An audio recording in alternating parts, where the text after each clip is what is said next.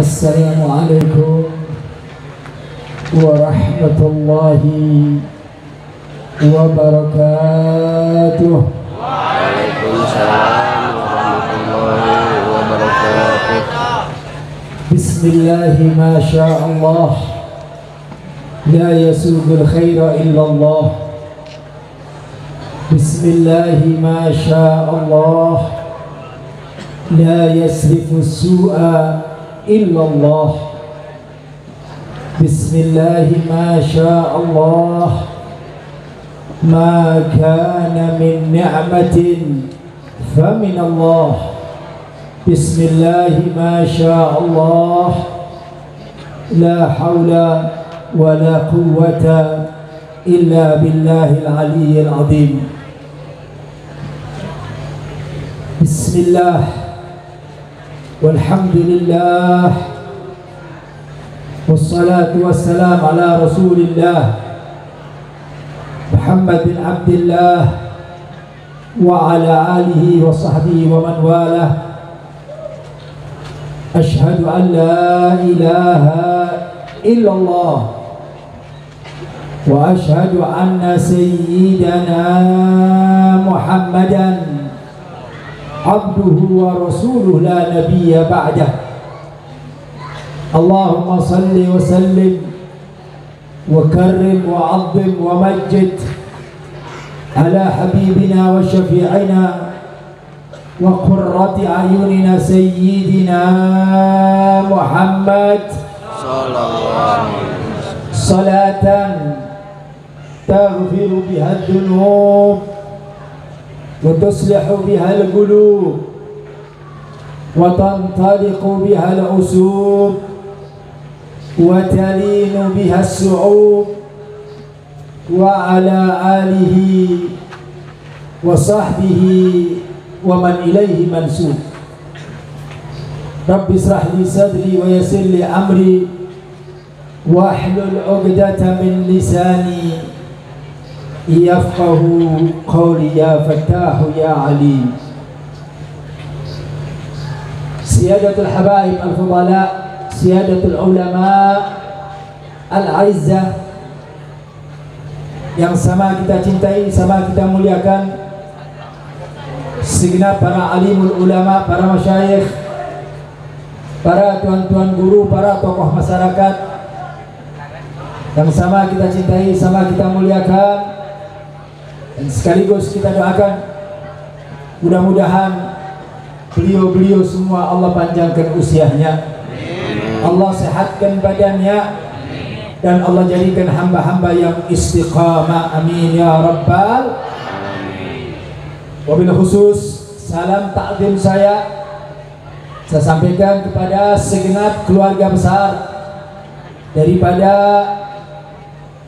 almarhum al-maghfurlah Kiai Haji Muhammad Habibullah rahimallah rahmatal abrar. Kita doakan mudah-mudahan beliau Allah ampuni dosa-dosanya, Allah angkat kedudukan dan derajatnya, Allah luaskan kuburannya, Allah jadikan kuburannya raudhah min riyadhil jannah, dan mudah-mudahan Allah kumpulkan beliau bersama para siddiqin wal ulama wasyahidin di dalam surganya Allah, amin ya rabbal alamin. Dan tak lupa juga salam penghormatan saya sampaikan kepada segenap alumni daripada Pondok Pesantren Darul Ulum yang alhamdulillah malam hari ini sebagian besar hadir pada acara hall daripada guru kita semuanya. Kita doakan mudah-mudahan pesantren Darul Ulum menjadi pesantren yang diberkahi oleh Allah Subhanahu wa taala. Ilmu yang diajarkan di tempat ini menjadi ilmu yang bermanfaat, yang kelak akan menghantarkan keridhaan Allah dan keridhaan baginda Nabi kita Muhammad sallallahu alaihi wasallam, amin ya rabbal alamin. Dan pada akhirnya salam penghormatan yang teramat istimewa saya sampaikan kepada segenap kaum bapak, kaum ibu, hadirin wal hadirat, mu'minin wal mu'minat, muslimin wal muslimat, rahimakumullah. Alhamdulillah, Pada malam hari ini Allah Subhanahu wa taala telah memberikan tambahan karunia, tambahan nikmat kepada kita, sehingga di malam yang sangat teramat mulia ini kita hadir di tempat ini dalam rangka menghadiri hal daripada guru besar kita yang telah mendidik kita, yang telah memberikan ilmu-ilmunya kepada kita. Mudah-mudahan berkat hadirnya kita di tempat yang mulia ini menjadi satu sebab turunnya keberkahan dari Allah Subhanahu wa taala, menjadi satu sebab turunnya rahmat Allah Subhanahu wa taala, dan tidaklah kita keluar dari tempat ini kecuali Allah sudah angkat kedudukan dan derajat kita. Amin. Tidaklah kita keluar dari tempat ini kecuali Allah sudah ampuni segala dosa-dosa kita. Dan mudah-mudahan semua yang hadir pada malam hari ini, semua hajat-hajatnya dipenuhi oleh Allah Subhanahu wa taala. Segala keinginannya disegerakan oleh Allah Subhanahu wa taala. Allah panjangkan usia kita, Allah sehatkan badan kita. Yang punya masalah, yang punya problem, yang punya kesulitan, Allah angkat kesulitannya. Yang punya penyakit, Allah sembuhkan penyakitnya. Yang punya hutang, Allah lunasi hutangnya. Allah berikan kepada kita rezeki yang halal, rezeki yang mudah, rezeki yang gampang, rezeki yang barokah, yang insya Allah akan memberikan kebahagiaan dari dunia sampai akhirat.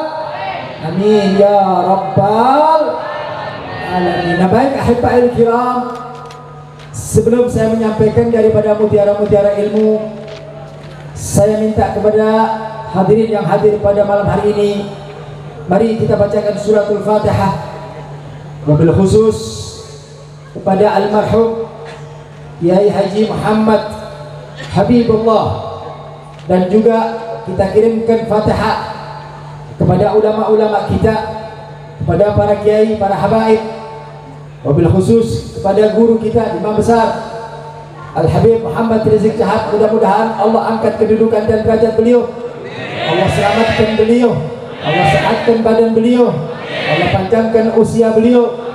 Begitu juga orang-orang tua kita yang sudah meninggal, kita bacakan surat Fatihah, mudah-mudahan Allah ampuni dosa-dosa mereka.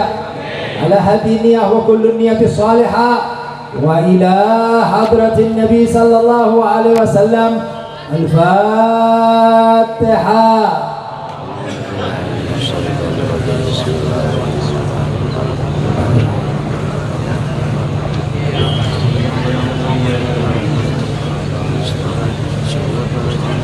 Siratal ladzina Allahumma salli ala Sayyidina Muhammad wa ashril talimin. Sekali lagi, Allahumma salli ala Sayyidina Muhammad wa ashghil zalimin bizzalimin wa akhrijna min bainihim salimin wa ala alihi wa sahbihi. Baca semuanya. Allahumma salli ala sayyidina, ya Rabbi bi habibina Muhammad, ya Allah. Selamatkan ulama-ulama kami, ya Allah.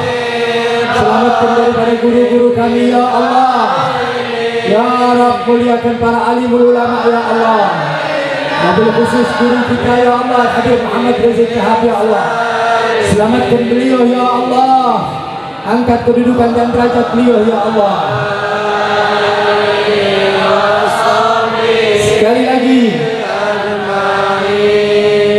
Allahumma salli ala Sayyidina. Lindungilah guru-guru kami, ya Allah.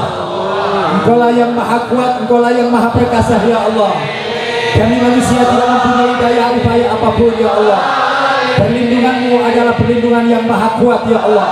Lindungilah ulama kami dan jaga ulama kami, ya Allah. Selamatkan mereka, ya Allah. Wa ala alihi wa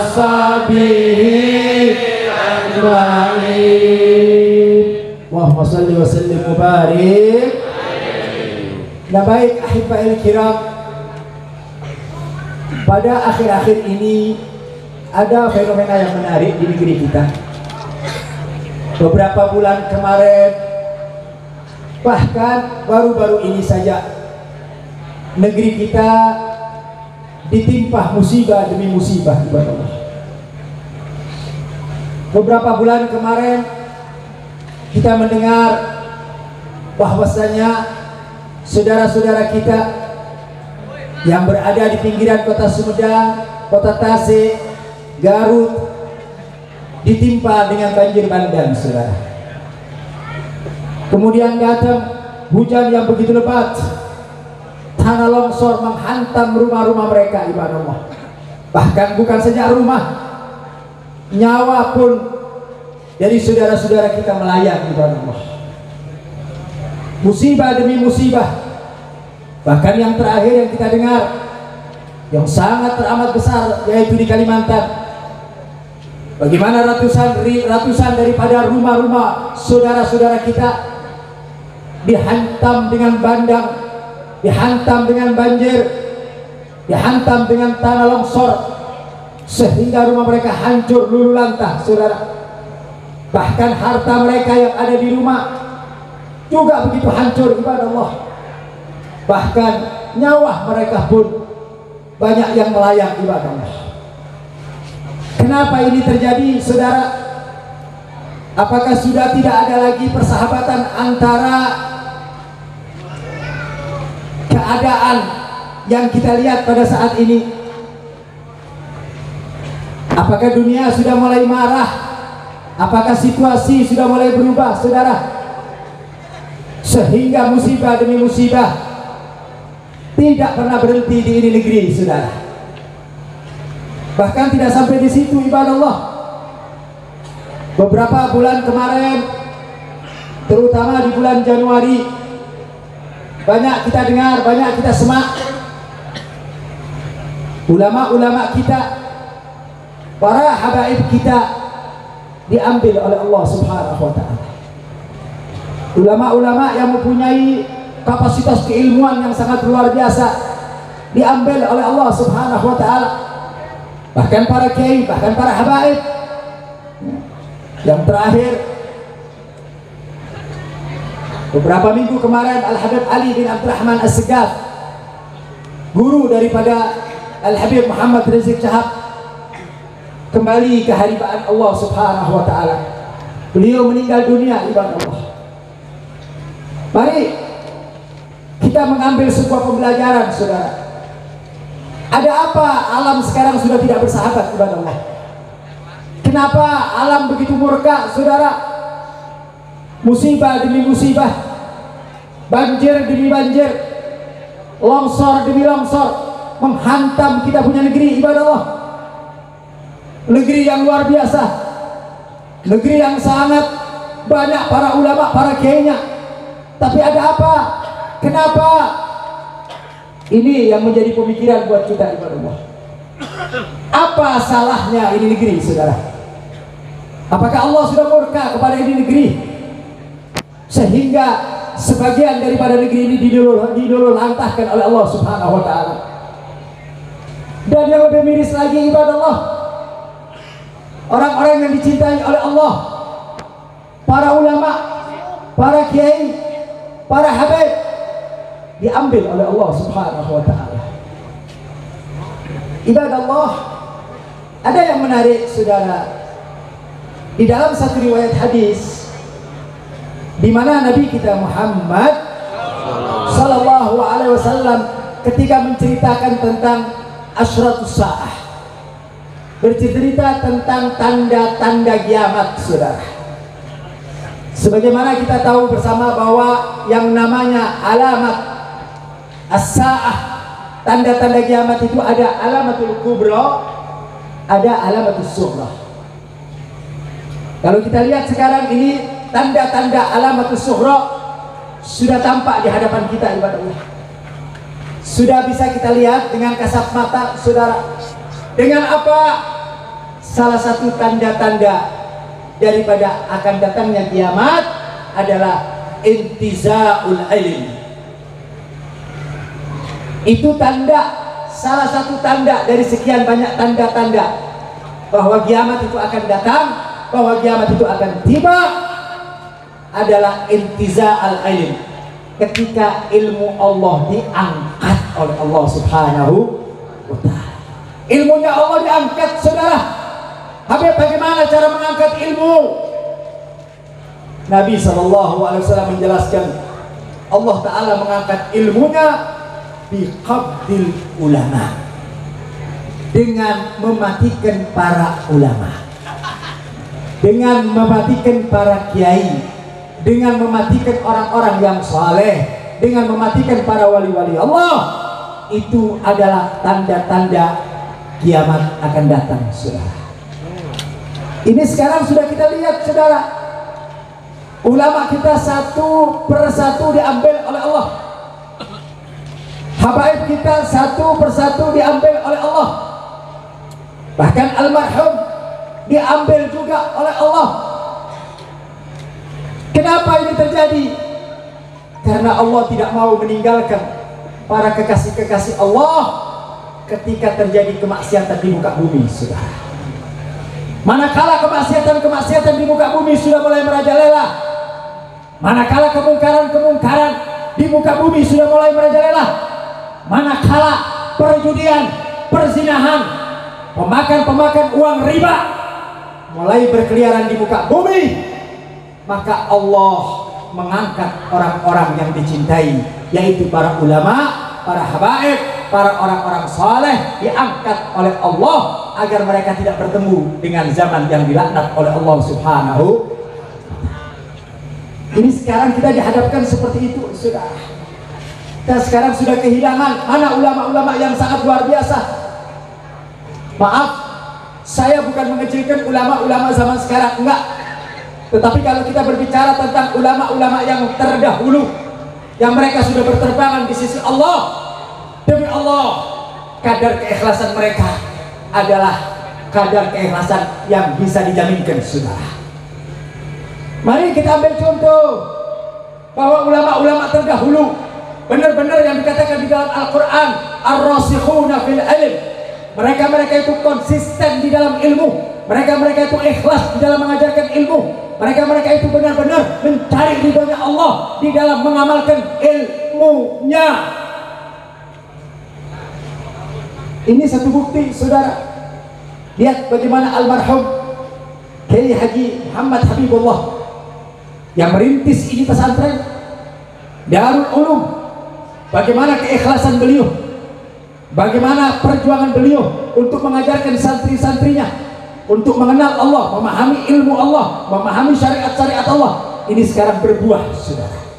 Ini hasil kerja mereka, ini hasil kerja ulama-ulama yang terdahulu yang mereka sampaikan dengan ikhlas. Makanya inilah yang membedakan ibadallah ulama yang terdahulu dengan ulama-ulama sekarang. Saya teringat apa yang dikatakan oleh Al-Habib Abdullah bin Abu Bakar Al-Aidarus. Di dalam satu ucapan beliau mengatakan, ida arada an yataqaddama fa alaihi bil kutubil mutaqaddimin, wa man arada an yata'akhkhara fa alaihi bil kutubil mutaakhirin. Siapa orang yang ingin maju, yang ingin sukses, yang ingin berhasil, maka hendaklah kalian membaca kitab-kitab terdahulu, guru-guru terdahulu. Kalau kalian masih bertemu, kalau kalian masih belajar, itu adalah merupakan satu keuntungan buat Allah. Dan siapa orang yang ingin mundur ke belakang, belajarlah dengan kitab-kitab yang baru kemarin yang diciptakan oleh para ulama, oleh para cendekiawan. Artinya apa? Bahwa ulama-ulama terdahulu, karangan-karangan kitab ulama-ulama terdahulu, ilmu yang mereka sampaikan adalah ilmu yang dilandasi oleh keikhlasan. Saya tidak mengatakan bahwa ulama-ulama sekarang kurang ikhlas, enggak. Tetapi kalau dibuat perbandingan mimbabil muqaranah, dari sisi perbandingan antara ulama-ulama dulu dengan ulama-ulama sekarang berbicara tentang keikhlasan, insya Allah ulama-ulama sekarang tidak akan pernah bisa mengalahkan ulama-ulama dahulu, saudara. Betul. Ulama dahulu luar biasa, saudara. Ikhlas, berjuang, mengajari santri siang, pagi, sore, malam, tidak pernah capek. Insya Allah. Lihat jasa mereka, bagaimana antusias mereka di dalam mengajari santri-santrinya, mengajari murid-muridnya. Ini satu bukti dijawab.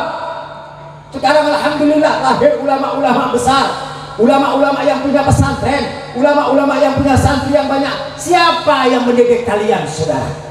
Siapa yang ngajarin kalian, saudara? Ulama-ulama terdahulu, ulama-ulama yang dahulu yang mengajarkan ilmu kepada kalian. Kenapa ilmunya bermanfaat? Kenapa ilmunya sampai sekarang ada di tengah-tengah kita?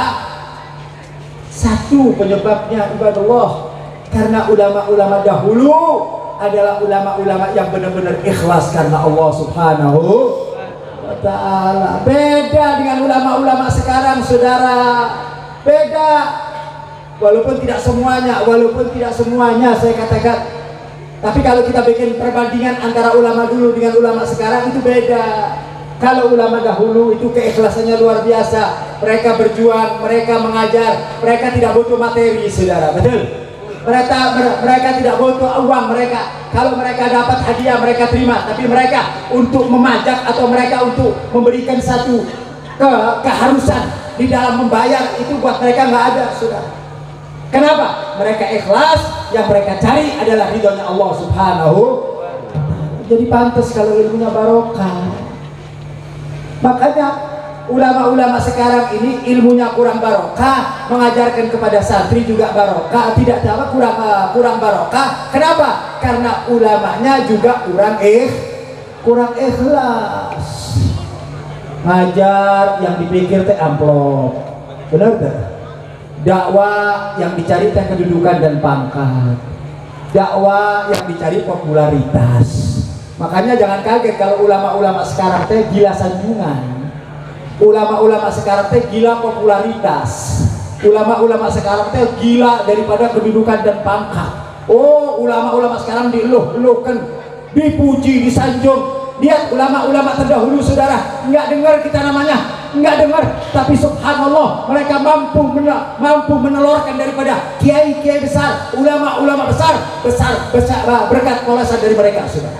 Berkat polesan dari mereka. Mereka berada di pinggir-pinggir kota, mereka berada di gunung-gunung, saudara. Tapi bagaimana peran mereka? Bagaimana pengajaran mereka? Bagaimana keikhlasan mereka? Sehingga melahirkan daripada ulama-ulama yang benar-benar hebat, saudara. Itu adalah berkat keikhlasan daripada ulama-ulama terdahulu. Makanya jangan sepelekan ulama, saudara. Jangan kita sepelekan ulama-ulama terdahulu. Ulama-ulama yang terdahulu itu benar-benar ikhlas kepada Allah Subhanahu wa ta'ala. Dan ada yang menarik, saudara, bahwa ulama-ulama dahulu di samping dia ikhlas, yang dikatakan ulama itu taqwa bainahu wa baina rabbuh. Ulama-ulama yang dahulu itu istiqamahnya luar biasa, Pak. Ulama-ulama dahulu itu rasa takutnya kepada Allah luar biasa. Bukan saja mereka memberikan ilmu, tapi ibadah mereka luar biasa. Kedekatan mereka kepada Allah luar biasa. Bangun tengah malam, baca Al-Quran, baca zikir dan lain sebagainya. Itu perjuangan daripada ulama-ulama terdahulu, saudara. Enggak beda dengan ulama-ulama sekarang yang hanya mengedepankan casing. Paham casing tuh? Paham casing tuh? Kita kalau lihat HP yang bagus teh casingnya, Pak. HP-nya teh HP Cina, tapi casingnya casing yang bagus. Jadi ulama-ulama sekarang teh penampilannya aja yang indah, penampilannya aja yang wah. Saya tidak menyalahkan orang pakai surban bagus, orang pakai gamis bagus, orang pakai ridak bagus, itu sunnah. Tapi hati-hati, jangan sampai pakaian tersebut hanya sekedar menjadi casing saja. Pakaian tersebut hanya menjadi model saja, tapi hatinya dan ilmunya kosong, sudah. Insya Allah. Hanya mengedepankan pakaian saja, yang dia cari hanya popularitas. Yang dia cari hanya kedudukan dan pangkat. Bahkan iman mereka, imanuhum fi amplopihim. Betul, betul. Ini ulama sekarang, iya, bukan semuanya, tapi banyak ulama-ulama yang begini. Sehingga jangan disalahkan kalau ada ulama-ulama menjadi penjilat, saudara. Betul. Ulama-ulama pecundang, betul. Ulama-ulama yang mencari popularitas, ulama-ulama yang mendekati orang-orang bolim dan lain sebagainya. Yang dia dapatkan adalah duniawiyah, bukan istiqomah. Berbeda dengan ulama-ulama yang terdahulu. Kalau ulama-ulama yang terdahulu luar biasa, walaupun mereka tinggal di belakang gunung, saudara, tinggal di desa yang terpencil ibadah Allah, tapi karena keikhlasannya Allah angkat kedudukan dan kemuliaan mereka ibadah Allah. Sering saya katakan kepada para kiai, para ulama, kalau kalian ingin cari popularitas yang datangnya dari Nabi Muhammad. Kalau kalian ingin disanjung, hei para kiai, hei para ulama yang ada di hadapan kita semuanya, para kiai, kalau kalian ingin dipuji, ingin disanjung, ingin mendapatkan pangkat dan kedudukan, sanjungan yang datang dari Nabi Muhammad, pangkat yang datang dari Nabi Muhammad, popularitas yang datang dari Nabi Muhammad.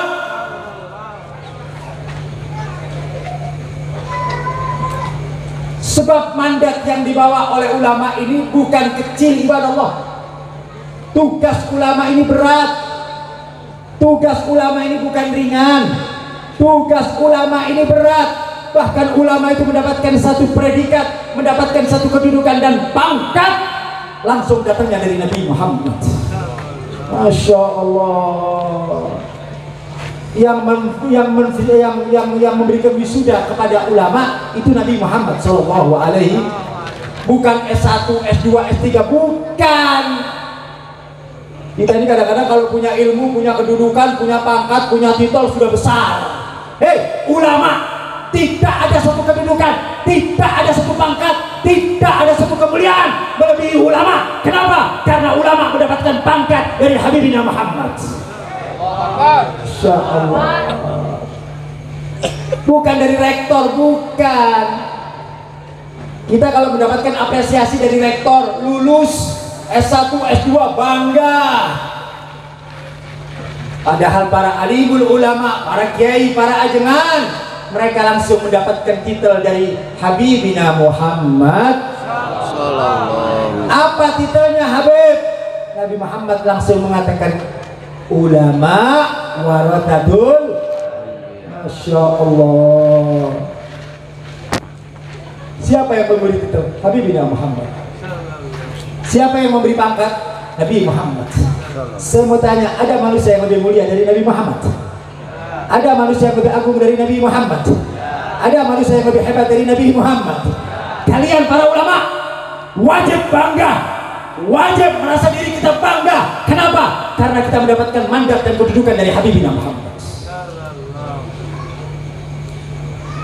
Dan Nabi Muhammad Sallallahu Alaihi Wasallam tidak memberikan pangkat kepada seorang kiai, seorang ulama, kecuali pangkat tersebut sudah di ACC oleh Allah Subhanahu wa Ta'ala. Jadi pangkat yang diberikan oleh Nabi Muhammad itu sudah ada tanda tangan dari Allah, sudah mendapatkan ACC dari Allah.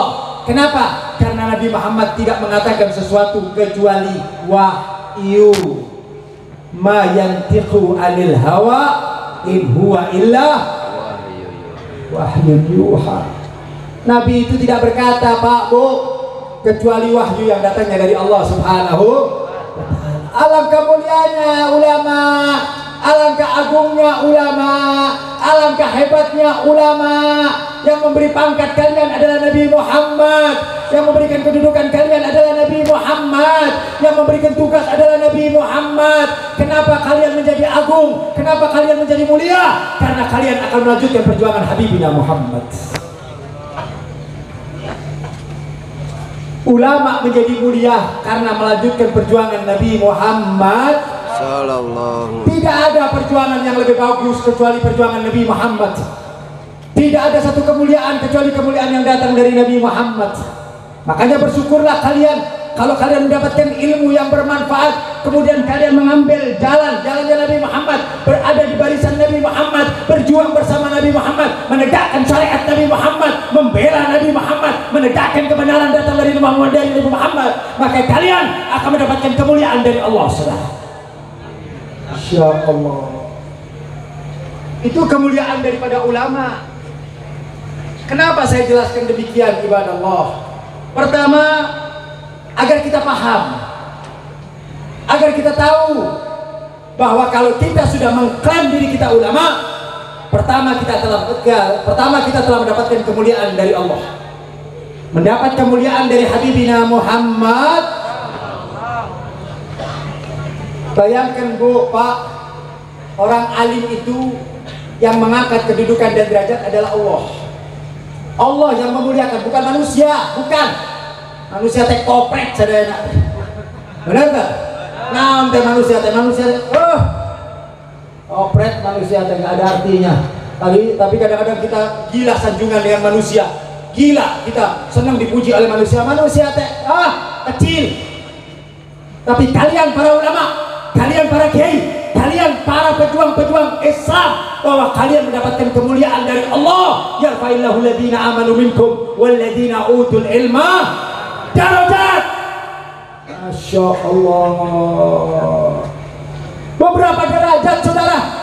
Orang beriman diangkat derajatnya oleh Allah, ya. Tetapi orang yang beriman kemudian dia punya kapasitas keilmuan, ilmunya Nabi Muhammad SAW, maka Allah mengatakan diangkat kita beberapa derajat. Berarti yang memuliakan ulama siapa? Allah. Yang mengagungkan ulama siapa? Allah. Yang membikin besar ulama siapa? Allah. Makanya kalau kalian soleh, kalau kalian benci sama para kiai, demi Allah, artinya kalian berperang melawan Allah Subhanahu wa taala, saudara. Masya Allah. Makanya diancam, tadi sudah disinggung dalam salah satu hadis qudsi, man adali waliyan faqad adantahu bil harb. Siapa orang yang coba-coba mengganggu kekasihku, kata Allah. Siapa kekasihnya Allah, ibadah Allah? Siapa? Kalau bukan ulama, kalau bukan orang-orang soleh, kalau bukan para wali Allah. Masya Allah. Yang membela ulama adalah Allah. Saya mau tanya, kira-kira kalau orang dibela sama Allah, kalah menang? Kalah apa menang? Berani apa pengecut? Berani apa pengecut? Kalau kita dibela sama Allah, yakinkan bahwa kita pasti menang. Nggak ada orang yang dibela sama Allah kalah, itu tidak ada. Kelihatannya kalah, kelihatannya orang tersebut kalah, ya, menurut kasat mata kita, betul. Tetapi hakikatnya para ulama tidak ada bahasa kalah, saudara. Ulama selalu menang, menang dan menang. Betul, betul. Hati-hati kalau kita sampai mengatakan ulama itu kalah, hati-hati. Berarti kita berseberangan dengan ucapan Allah. Allah yang bela ulama, Allah yang menjaga ulama, Allah yang mengangkat kedudukan kemuliaan para ulama. Makanya sering saya katakan, hei para ulama, jangan kalian mencari kedudukan dari manusia, saudara. Betul? Jangan kalian mencari kemuliaan dari manusia. Janganlah kalian mencari pujian dari manusia, karena manusia itu tidak akan bisa berbuat apapun terhadap kita, ibadah Allah. Nggak bisa. Jadi jangan kalian mengejar-ngejar popularitas yang datang dari manusia. Percuma. Hari ini kalian disanjung, hari ini kalian dipuji, besok kalian akan dihinakan, saudara. Betul? Itulah manusia, ibadah Allah. Itulah manusia. Makanya manakala kita berlindung, berlindunglah kepada Allah Subhanahu wa ta'ala. Orang kalau berlindung kepada Allah, selamat apa hancur? Selamat apa hancur? Makanya para ulama berlindunglah kepada Allah.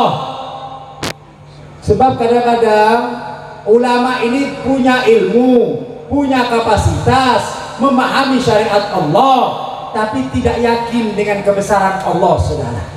Nggak yakin sama kebesaran Allah. Saya kasihkan beberapa contoh, saudara. Kita sering kalau sholat diawali dengan takbir. kalimat Allahu Akbar. Apa artinya? Allah Maha. Nih, kita semua paham bahwa arti daripada Allahu Akbar itu Allah Maha. Berarti selain Allah naon? Selain Allah apa? Unyil. Betul. Selain Allah teh ujrid. Benar. Selain Allah teh kecil. Ini keyakinan kita kepada Allah, harus kita tancapkan. Manakala kita sholat, kita mengatakan Allahu Akbar, Allah Maha Besar, Allah Maha Kuat, Allah Maha Perkasa. Insya Allah. Bangkitkan keyakinan kita. Bukan saja memahami ilmu Allah, tapi nggak ada keyakinan. Umat Islam ini sekarang krisis keyakinan, bahkan ulama-ulamanya saja krisis dengan keyakinan. Padahal Nabi mengatakan al-yakin ghayatul iman, yakin adalah puncak keimanan, saudara. Betul? Yakin sama Allah. Kalau kita sudah punya yakin Allah itu maha besar, berarti makhluk teh kecil, manusia teh kecil, binatang teh kecil, materi teh kecil, kedudukan dan pangkat teh kecil. Dari sini kita diajarkan oleh Allah, artinya apa? Kita nggak boleh takut sama manusia. Betul? Nggak boleh takut sama manusia, ibarat Allah. Manusia tidak akan bisa memasukkan kita ke dalam neraka. Betul? Manusia tidak akan pernah bisa mencelakakan kita, saudara. Betul? Kalau Allah tidak menakdirkan, manusia tidak akan bisa berbuat apapun.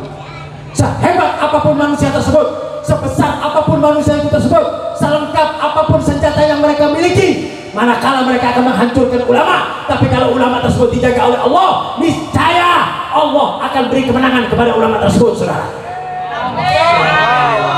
Takbir. Jadi nggak usah takut ngadepin yang begitu, saudara. Yang kita takutin cuma Allah. Itu keyakinan saya bilang tadi. Makanya bangkitkan keyakinan kita kepada Allah. Jangan cuma paham ilmunya, tapi keyakinannya nggak paham. Kalau kita sudah mengatakan Allah Maha Besar, Allah Maha Perkasa, berarti selain Allah kecil. Selain Allah kecil, yang besar Allah. Kalau kalian berlindung kepada Allah, pasti kalian akan selamat, saudara. Ini janji Allah. Allah yang berjanji, innaka la tukhliful mi'ad. Allah tidak pernah mengingkari janjinya, saudara. Saya bawakan satu cerita tentang Nabi Allah Musa alaihi salatu wassalam. Pak, Nabi Allah Musa, kita tahu Nabi Allah Musa ini termasuk ulul azmi minar rasul, termasuk 5 dari 25 nabi yang diambil itu 5 rasul, namanya ulul azmi minal rasul. Kita tahu bahwa Nabi Allah Musa hidup pada zaman kerajaan Fir'aun. Betul? Fir'aun, betul? Saya mau tanya, Fir'aun tersebut walim apa tidak? Walim apa tidak? Kuat apa tidak? Ini Fir'aun. Nabi Allah Musa diutus oleh Allah untuk apa? Untuk menasihati Fir'aun, untuk mengajak Fir'aun kembali ke jalan Allah. Tapi perlu diketahui bahwasanya Nabi Allah Musa ini berhadapan dengan Fir'aun yang punya kekuatan luar biasa, yang punya senjata luar biasa, yang punya kekuatan apapun kuat luar biasa, apapun dimiliki oleh Fir'aun, saudara.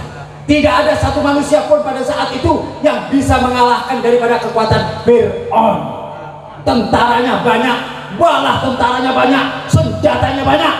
Sedangkan Nabi Allah Musa tidak mempunyai pengikut yang banyak, bahkan tidak punya senjata, saudara. Secara akal, kalau mau berperang antara Nabi Allah Musa dengan Fir'aun, itu Nabi Allah Musa cukup 2 menit habis, saudara.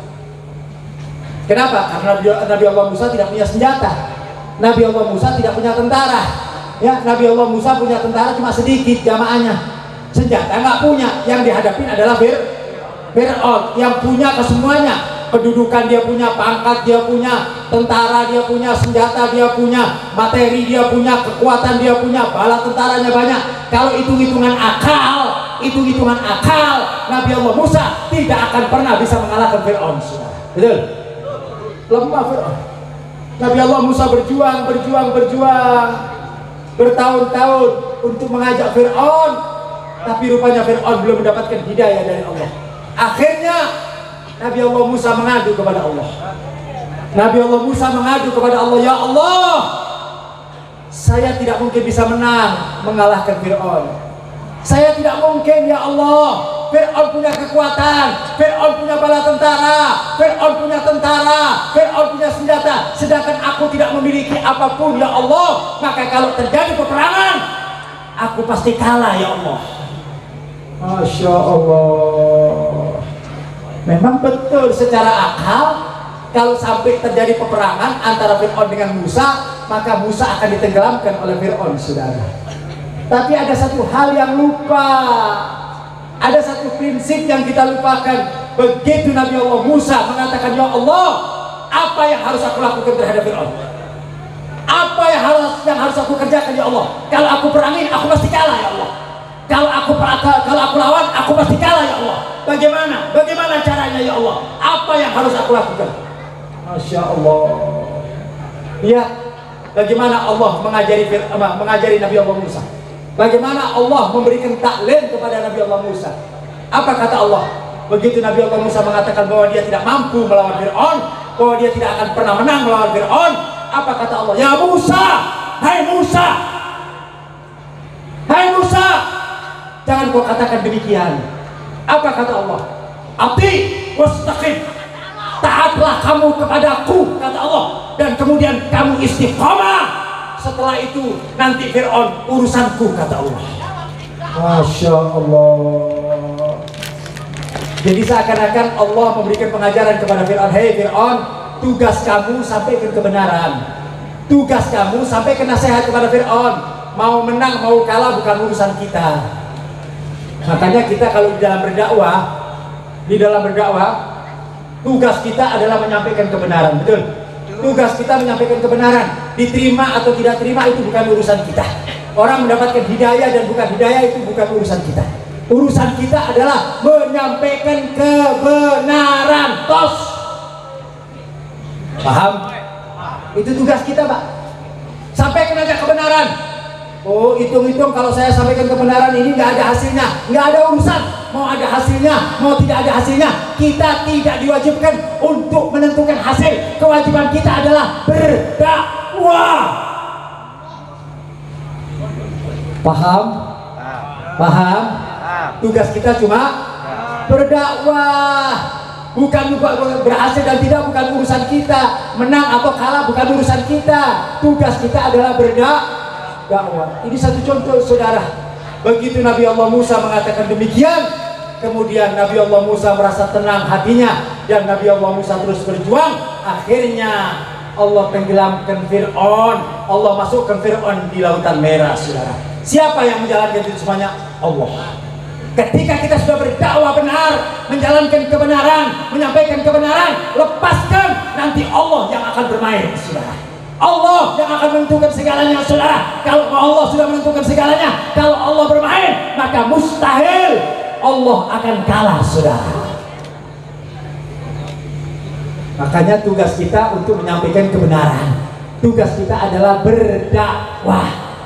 Makanya para kiai, para ulama, tugas kalian, tugas kita adalah menyampaikan kebenaran. Tugas kita adalah menyuarakan kebenaran. Dah.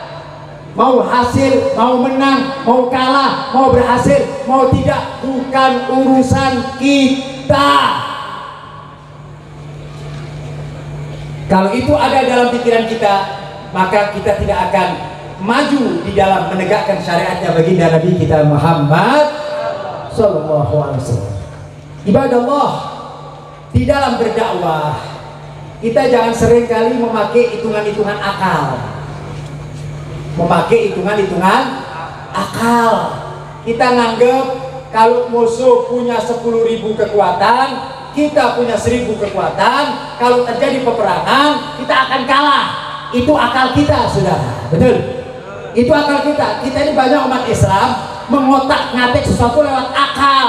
Kalian tidak sadar bahwa di sana ada kekuatan Allah, ada Allah, Allah Maha Kuat, Allah Maha Dahsyat, Allah Maha Perkasa, Allah Maha segalanya, saudara.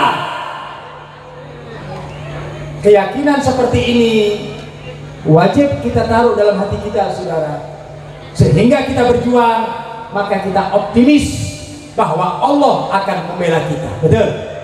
Allah sudah katakan di dalam Al-Quran dengan jelas dan gamblang. Apa Allah katakan? In tansurullah yansurkum wa yuthabbit aqdamakum. Ini janji Allah, ini janji Allah. Tapi kadang-kadang kita nggak yakin sama janji Allah. Kita ini nggak yakin sama janji Allah. Allah mengatakan, kalau kalian bantu agamaku, maksudnya bagaimana?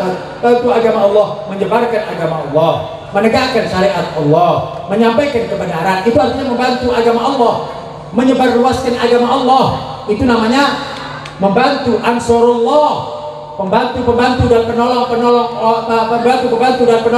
Allah adalah orang-orang yang menyampaikan kebenaran, adalah orang-orang yang menyuarakan kebaikan. Itu tugas kita.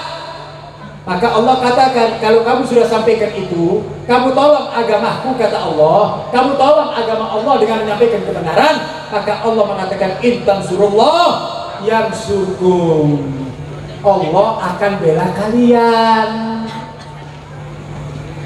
Jadi kalau kalian bela Allah, kalau kalian bantu Allah, kalau kalian menegakkan syariat Allah, Allah berjanji. Apa kata Allah? In tansurullah yansurkum, nanti aku bantu kalian. Kalau orang dibantu sama Allah, menang apa kalah? Menang apa kalah? Sukses apa hancur? Sukses apa hancur? Sukses, dibantu Allah. Nah, keyakinan seperti ini wajib untuk kita tumbuhkan, saudara, sehingga kita tidak akan pernah bosan untuk menyuarakan kebenaran, saudara. Jatuh bangun, 1000 kali kita jatuh, 1001 kali kita bangun, saudara. 1.000.000 kali kita jatuh, 1.000.000 kali satu, saudara, kita akan bangkit terus menerus untuk menegakkan syariat Allah, saudara.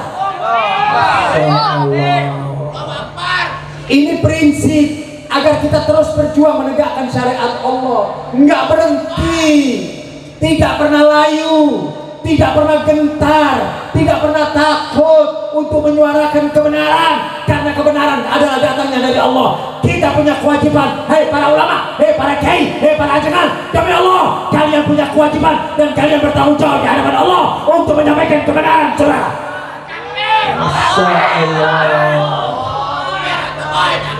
Ini bukan hal yang mudah, menegakkan kebenaran. Kalian menjadi mulia, kalian menjadi hebat, kalian menjadi dipuji oleh Allah karena kalian mewarisi perjuangan baginda Nabi kita Muhammad. Apa kalian kira orang-orang terdahulu itu nggak payah dalam berdakwah? Almarhum al-maghfurlah Kiai Haji Muhammad Hasbullah, Muhammad Habibullah, berjuang menegakkan syariat. Apa kalian pikir mereka tidak capek? Apa kalian pikir mereka tidak letih? Mereka capek, mereka letih, mereka kurang tidur, mereka kurang makan, mereka lesu badannya. Untuk apa? Untuk menegakkan syariat Nabi Muhammad. Artinya kalau kita berjuang, di sana ada sebuah resiko. Resikonya ya capek, ya letih, ya dimusuhin orang, ya dicaci maki orang, ya difitnah. Itu adalah resiko perjuangan. Betul? Selama yang kita sampaikan adalah datangnya dari Allah Subhanahu, sampaikan yang datang dari Allah, maka nanti ulama-ulama tersebut akan mendapatkan kemuliaan. Sekali lagi saya katakan, tugas kita adalah menyampaikan kebenaran. Tugas kita adalah menyampaikan kebenaran. Mau diterima atau tidak bukan urusan kita, mau ditolak atau tidak bukan urusan kita. Yang penting baligh anni walau ayah, sampaikan apa yang datang dari Nabi Muhammad. Kebenaran adalah kebenaran. Ya, kalau hari ini mereka tidak bisa membuka telinganya untuk mendengar kebenaran, sampaikan terus menerus. Insya Allah kalau hari hari ini mereka tidak menerima kebenaran, insya Allah bulan depan mereka akan menerima kebenaran, saudara. Betul? Betul? Artinya di sini jangan pernah kalian berputus asa di dalam berdakwah. Terus langkah kaki kalian, mau jatuh bangun, terus berdakwah menegakkan syariat Allah. Saya katakan bahwa kita hidup di dunia adalah sementara. Betul? Betul? Enggak, kita nggak lama Pak hidup di dunia Pak. Kita nggak lama hidup di dunia. Carilah kesenangan hati Nabi Muhammad. Kalau sampai kalian nanti meninggalkan dunia, Nabi Muhammad bangga kepada kalian. Nanti Nabi Muhammad akan menjemput kalian di bibir surga, saudara. Kalau kalian berjuang untuk Nabi Muhammad, kalian meninggal di dunia, maka insya Allah yang akan menjemput kita di surga adalah Habibina Muhammad. Nabi bangga, jangan pernah kecewakan Nabi Muhammad, saudara. Hei para ulama, jangan pernah kecewakan Nabi Muhammad. Jangan jadikan kalian punya titel ulama untuk memperkaya diri, untuk mendapatkan kedudukan dan pangkat, untuk mendapatkan popularitas. Ini ulama-ulama zaman sekarang begitu, yang dicari popularitas, yang dicari cuma amplop. Benar tak? Benar tak? Masya Allah, kalau sudah lihat yang merah-merah, yang matanya melotot. Benar tak? Oh, berjuang yang dicari adalah yang ujung-ujungnya adalah materi. Kalian mendapatkan kemuliaan dari Allah. Berjuanglah ikhlas karena Allah. Insya Allah kalau kalian berjuang di jalan Allah dengan ikhlas, maka Allah akan memenuhi segala kebutuhan kita. Betul? Kebutuhan duniawi akan diberi sama Allah. Kebutuhan apapun akan diberi sama Allah, dan itu adalah merupakan janji Allah manakala kita berjalan sesuai dengan aturan dan apa yang ditetapkan oleh Allah Subhanahu wa ta'ala. Maka alhamdulillah kalau malam hari ini kita kumpul di tempat ini dalam rangka memperingati haul daripada guru kita yang telah memberikan ilmu-ilmu yang bermanfaat kepada kita, ilmu-ilmu yang insya Allah akan menghantarkan kebahagiaan dari dunia sampai akhirat. Amin ya rabbal. Sekali lagi sebelum saya tutup, jangan jadikan ilmu kalian akan menjadikan fitnah di hadapan Allah. Jangan sampai ilmu kalian akan menjadikan penyebab kalian masuk neraka. Kenapa? Karena kalian tidak bisa menjalankan amanat Allah Subhanahu wa ta'ala. Ilmu yang kalian dapat, ilmu yang kita dapat adalah amanat dari Allah, dan amanat ini akan diminta pertanggungjawaban. Jangan sampai kita menjadi ulama-ulama yang kata Nabi SAW akan datang satu zaman di mana umatku lebih hina daripada Dajjal. Ulamaku lebih hina daripada Dajjal.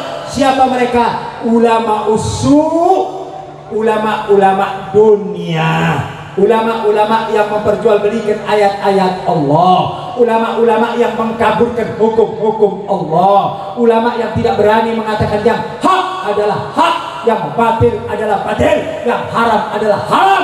Nanti di akhirat kita akan bertanggung jawab di hadapan Allah Subhanahu wa ta'ala. Mudah-mudahan Allah jadikan kita semuanya ilmu-ilmu yang bermanfaat, ilmu-ilmu yang kelak akan menghantarkan kebahagiaan kita dari dunia sampai akhirat. Amin ya rabbal.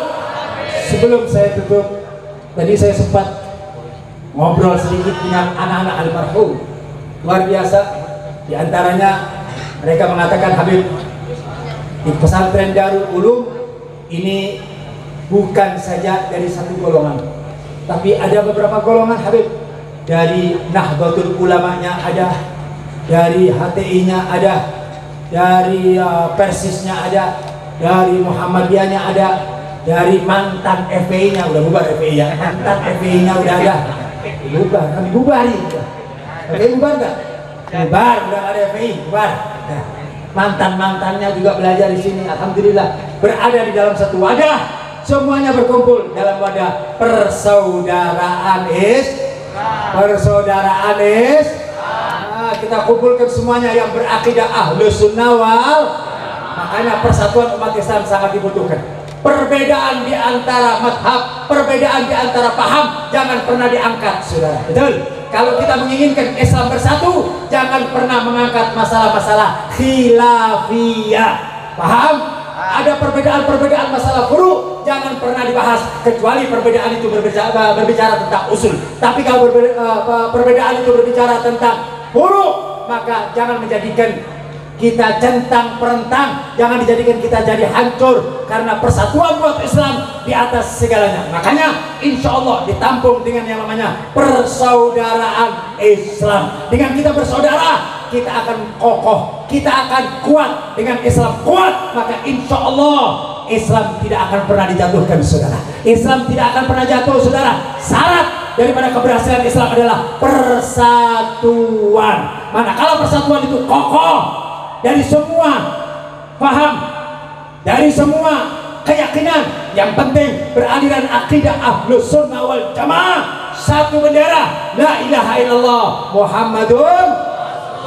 Insya Allah kalau kita bersatu, Allah akan berikan kekuatan. Amin ya rabbal.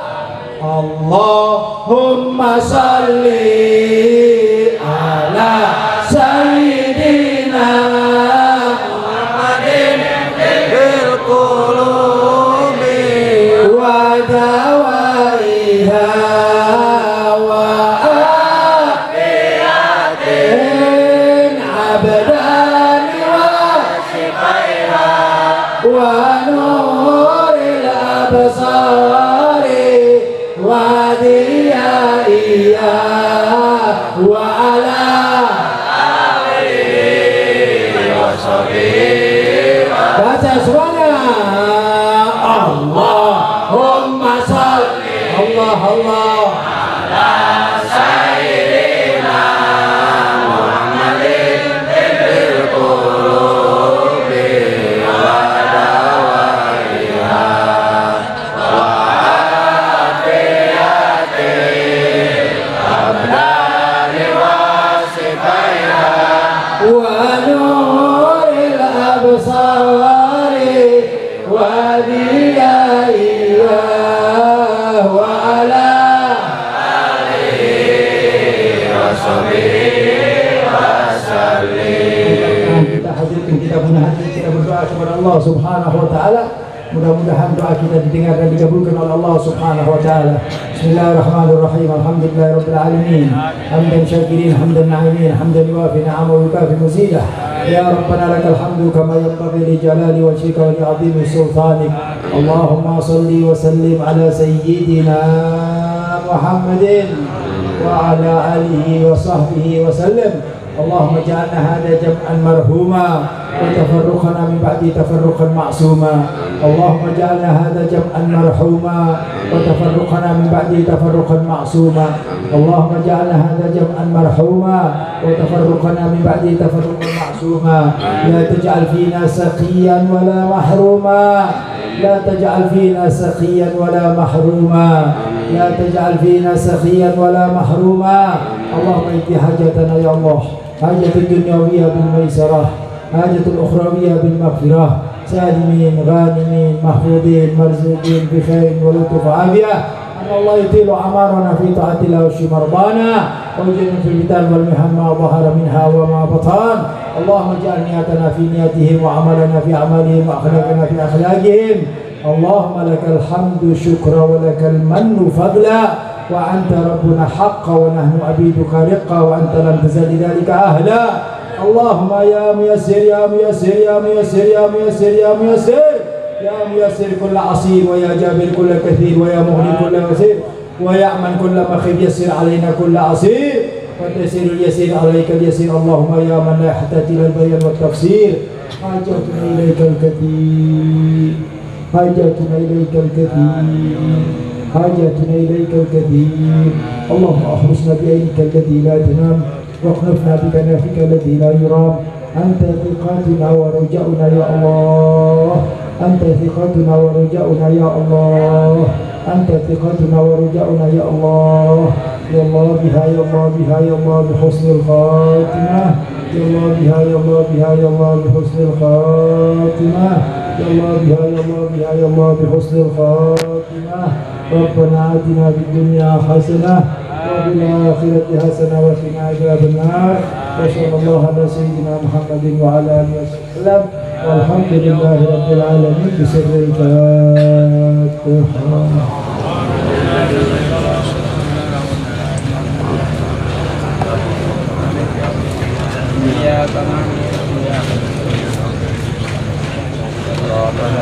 Nah itu ibadah Allah yang bisa disampaikan. Mudah-mudahan yang sedikit ini bermanfaat buat kita semuanya.